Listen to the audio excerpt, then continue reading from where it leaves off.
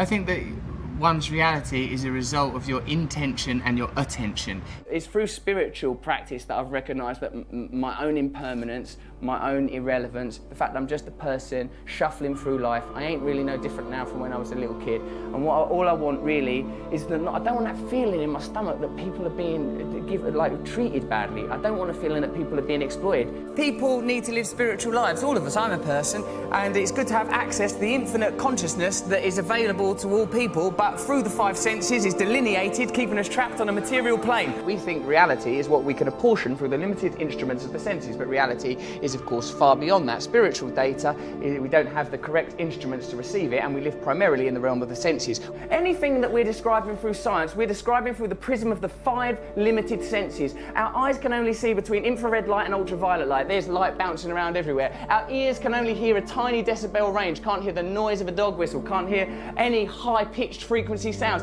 Isn't it likely then that there are other vibrations, frequencies, energies, consciousness moving through the universe? Consciousness is an amorphous and expanding entity.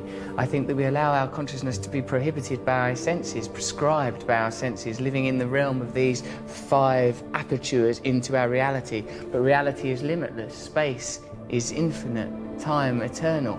Through yoga, one can temporarily break the bonds that chain us to the mundane, the mondial, that which is of the earth, and we can temporarily at least receive a taste of the infinite. I don't want to get too cosmic about it, but we are just this sort of temporary blob of atoms, you know, endowed with consciousness for the merest moments in infinite space. Meditation and yoga, these are fundamental parts of my life. I think it's difficult these days with religion getting such a rough ride, the Pope resigning, bloody terrorism and nonsense. It's difficult to find an access to spirituality, but we are by our nature spiritual people. If we don't have access to spirituality, we suffer as individuals, society suffers. We need to recognise at some point that within ourselves there's an infinite capacity for connection with all things. Well, I love the fact that you describe it as you have a daily access to unseen realms of power.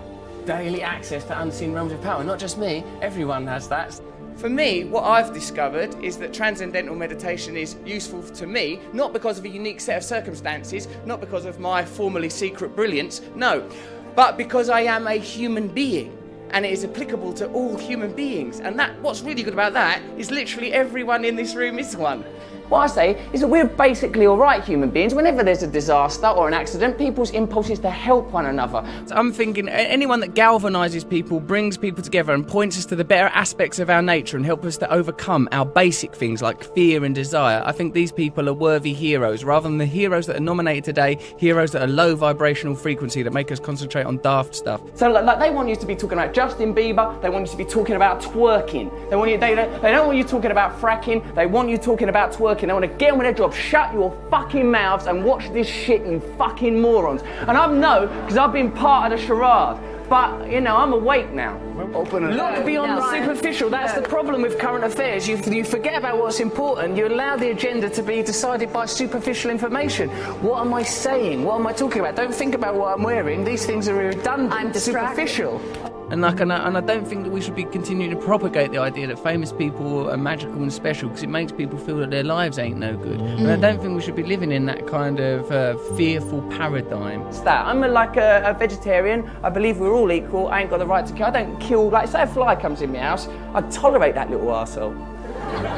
Because I feel like he's a fly, he's just on his journey here through life. When I'm meditating or praying, I say the infinite creative force that brings into being all phenomena and guides all life, I say, can you move through me? And things that actually work, you sort of treat them, you sort of shirk them off as if, like, you know, as if you owe them money and you don't, oh no, I've got to avoid yoga and meditation. They've been portrayed quite brilliantly by the mainstream as sort of somehow luxury, into luxury, or artificial, or superficial. It's absolutely integral. It's absolutely the most authentic thing, more real than any of us. If people are happy, they're happy. They don't need it. If there's not a problem, there's not a problem. But I think if people have some sort of yearning or dissatisfaction or some itchy irritability, then it might be because they're not looking in the right direction for a solution, and that they should look within, and that within them there is a limitless, infinite capacity for bliss through connection to higher things. You cannot define yourself in reference to other external coordinates. You must define yourself internally with your relationship with a higher entity. Think of yourself as a manifestation of some higher thing, some higher frequency. This is the visible realization. And you know that because you can't see atoms, can you? And you certainly can't see the forces that hold atoms together. There, in the micro-quantum world, Richard, lie the answers to everything.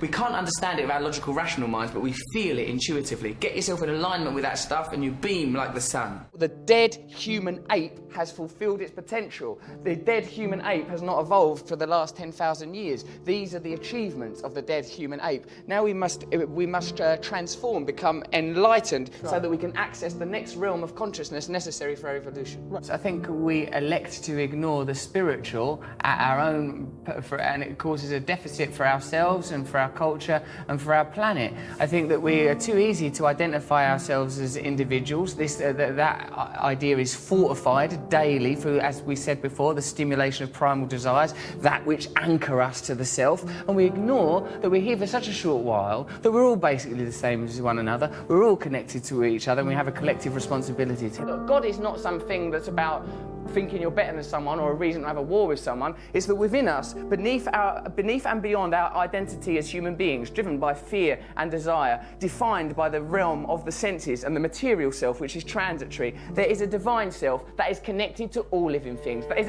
part of an infinite source of creativity. You could probably describe that using quantum physics or science if you want. I choose to believe in God because I think what that is the recognition that there is divine beauty in all of us, and if we prioritise that over our own selfish material needs, then we will naturally create a culture more in harmony with our planet, and we'll have a chance. I think it's one of the great sadnesses of more modern life, because of our disenfranchisement and disillusionment with religion, that we don't have access to these ideas. And yoga and meditation for me is a way in the secular world of accessing very, very beautiful principles that will perhaps make us happier at a time when people feel disillusioned with the economy, concerned about the ecology, worried with politicians, don't trust what they're being told on television. We've got to let go of temporary, transient ideas like individualism. The nature of monotheistic faiths, these dead desert religions, is to encode us with the idea that individualism is more important than paganism, ideologies that integrally relate us to the earth, so that we know that we are integrally, indefatigably related to our environment, and we live in the service of our environment, because self is a temporal illusion.